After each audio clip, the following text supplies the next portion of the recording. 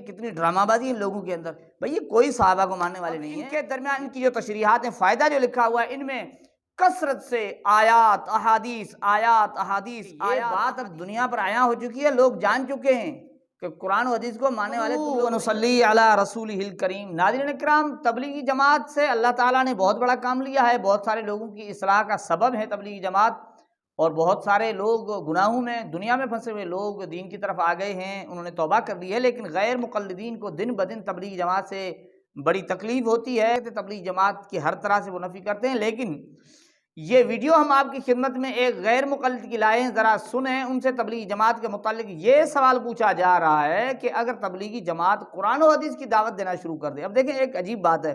वैसे ये कहते हैं ना कि कुरान और हदीस की दावत नहीं देते इसलिए हम इनके साथ नहीं चलते, लेकिन पूछने वाले ने अजीब बात पूछी है। कहते अगर ये कुरान और हदीस की दावत देना शुरू कर दें तो क्या हम इनके साथ जा सकते हैं? इसके मुतालिक वो जवाब क्या देते हैं, आप सुन लीजिए वीडियो में। अगर तबलीगी जमात वाले फ़ज़ाइल अमाल की जगह कुरान और हदीस की दावत देना शुरू कर दें, जो कि मुमकिन नहीं, तो क्या हदीस तबलीगी जमात में जा सकता है? देखिए, यहाँ पर बुनियाद क्या है, इस बात को समझ लें। बुनियाद मुसलमान होने की कुरान और सुन्नत को मनहज सहाबा पर समझना है। अब तबलीगी जमात के लोग अगर अपने फ़ज़ाइल अमाल और अपने दस्तूर को छोड़ करके तौबा करते हैं और कुरान और सुन्नत और मनहज सहाबा की जानिब रुजू करते हैं, तो अहले हदीस को उनकी जानिब जाने की ज़रूरत नहीं है। वो तो बज़ाते ख़ुद मनहज सलफ़ और कुरान और सुन्नत को अपनाने की वजह से अहले हदीस की दावत के साथ शामिल हो जाएंगे।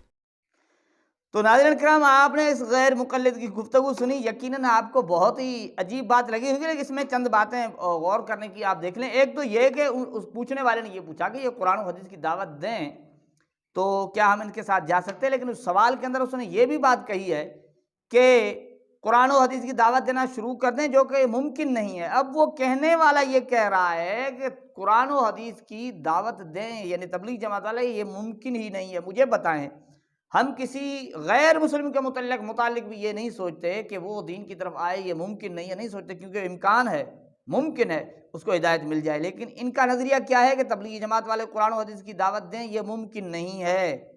कुरान और हदीस की दावत देते हैं या नहीं, इस पर हम गुफ्तगू करते हैं, ज़रा आप सुनिएगा। लेकिन इसके दरमियान एक बात सुन लीजिए, एक बात समझ लीजिए कि इसके जवाब में उसने कहा कि भाई तबलीगी जमात वाले कहते हैं कि देखिए यहाँ पर बुनियाद क्या है। देखिए, बुनियादी बात कर रहे हैं। इस बात को समझ लें कि बुनियाद मुसलमान होने की कुरान और सुन्नत को मनहज सहाबा पर समझना। मुझे बताएं, गैर मुक़ल्लिद सहाबा के मनहज पर है? कितना झूठ बोलकर लोगों को धोखा देते हैं ये लोग। ये सहाबा के, अरे भाई, तरावी के मसले में सहाबा को छोड़ दिया इन्होंने, और तलाक के मसले में सहाबा को छोड़ दिया इन्होंने।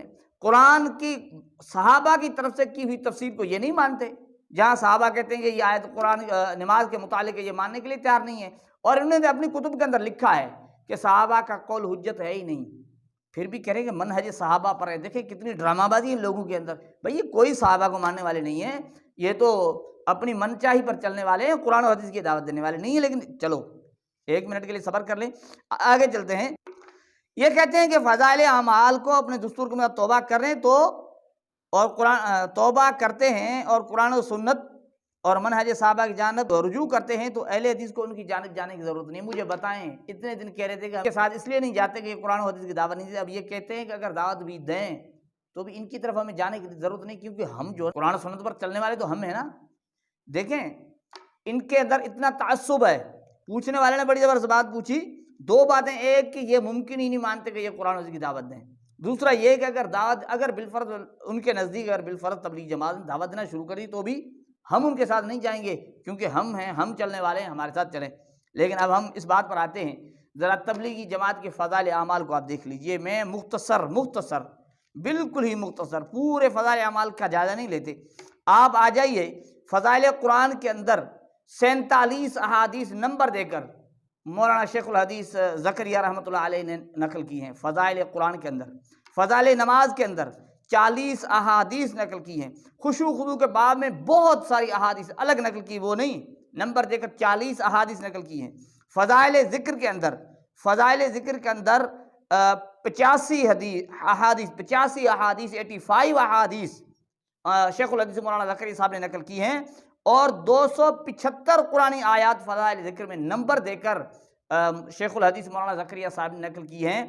अब इनके दरमियान इनकी जो तशरीहात हैं, फ़ायदा जो लिखा हुआ है इनमें कसरत से आयात अहादीस आयात अहादीस आयात अहादीस शेखुल हदीस मौलाना ज़करिया साहब ने नकल की हैं। क्या ये कुरानी दावत नहीं है? क्या ये गैर मुक़ल्लिद को कुरान नहीं समझते? एक बात याद रखना, ये कहते हैं ना कि फ़ज़ाइल अमाल के अंदर झूठी बातें लिखी हुई हैं, शिर्क व बिदअत। पहले तो हम गैर मुक़ल्लिदीन की बात पर शिर्क व बिदअत को नहीं कह सकते, क्योंकि जो लोग कुरान और हदीस को नहीं मानते, हम क्यों उनकी बात माने? ठीक है ना। अगर बिलफर्ज एक मिसाल ले लें, अगर बिलफर्ज हम ये भी माने ना कि इसमें ऐसी कोई चीज़ है जो शिर्क से भरी हुई है, गैर मुक़ल्लिद कम अज़ कम ये कहा करें ना कि कसरत से अहादीस और कुरान पाक की आयात और अहादीस मौजूद हैं, उन्हें मान लो। जो इनके अंदर वो चीज़ें वो निकाल दो। नहीं, सिरे से फ़ज़ाइल अमाल का इनकार करते हैं। ये मैंने चंद चीज़ें बताई हैं। इसके अलावा फ़ज़ाइल तबलीग में अहादीस, कुरानी आयात और हिकायात सहाबा के अंदर अहादीस मौजूद हैं, फ़ज़ाइल रमज़ान के अंदर मौजूद हैं, मुसलमानों की पस्ती का वाहिद इलाज के अंदर ये रिसाले हैं, इनके अंदर ये चीज़ें मौजूद हैं। उसके बावजूद गैर मुक़ल्लिद झूठ बोलकर कहते हैं कि कुरान हदीस की दावत नहीं देते। इतनी आयात अहादीस मैंने आपको बताई और बहुत कसरत से इतनी हैं जो बताई नहीं जाती, थोड़े से वक्त में गिनती नहीं की जा सकती। तो अब मुझे बताएं कितना झूठ बोला इन लोगों ने। सहाबा के मनहज का नाम लेकर धोखा देते हैं, ये बिल्कुल सहाबा के मनहज पर नहीं है। ये जनाब जो कह रहे हैं कि कुरान और सुन्नत को अपनाने की वजह से अहले हदीस की दावत के शामिल हो जाएंगे, तुम कहाँ कुरान और हदीस को मानने वाले हो भाई? ये बात याद रखें। गैर मुक़ल्लिदीन की खिदमत में ये गुजारिश है कि ये बात अब दुनिया पर आया हो चुकी है, लोग जान चुके हैं कि कुरान और हदीस को मानने वाले तुम लोग नहीं हो। ये मैं नहीं कह रहा, ज़रा आप अपने को सुन लीजिए। ये कोई उस्मान है ना, उस्मान रब्बानी या रहमानी है, पता नहीं क्या, एक ये रहमानी थे, अब ये कोई रब्बानी है। ज़रा सुन लीजिए, ये मान रहे हैं कि सबसे ज़्यादा मुनकिरीन हदीस इन अहले हदीस यानी इन गैर मुक़ल्लिदीन से तैयार हुए। ज़रा इसकी सुन लीजिए। जितने अहलुल हदीस से मुनकिरीन हदीस हुए, उतने किसी और फिरके से नहीं हुए। क्यों? कुरान हदीस बोलकर बुलाया। जितने इंजीनियर मिर्जा को आज मानने वाले हैं, उनमें ज्यादातर अहले हदीस ही हैं जो कन्वर्ट होकर उसकी तरफ गए। तो नाज़रीन किराम, आपने सुना, ये सिर्फ हम इल्ज़ाम नहीं लगा रहे, एक मुशाहिदा और तजर्बा भी है, और इनके खुद भी मान रहे हैं कि मुनकिरीन हदीस यहाँ से पैदा होते हैं। कुरान की आयत इनको सुना, वैसे ये कहते हैं कुरान पाक की आयत आ जाए, दलील आ जाए।